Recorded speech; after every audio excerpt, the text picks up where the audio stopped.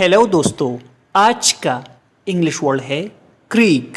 Creek का क्या मतलब है, आइए सीखते हैं आज की इस छोटी सी वीडियो में।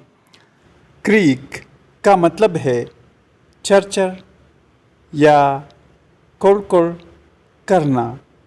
आइए इस वर्ड को सेंटेंसेस में इस्तेमाल करते हैं। Don't creek the door. इसका मतलब है दरवाज़ा ना कड़कड़ाओ।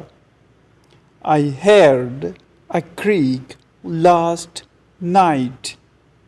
Last night means कल रात। मैंने कल रात एक क्रीक सुनी, यानी एक चरचर की आवाज़ सुनी। heard means सुनी।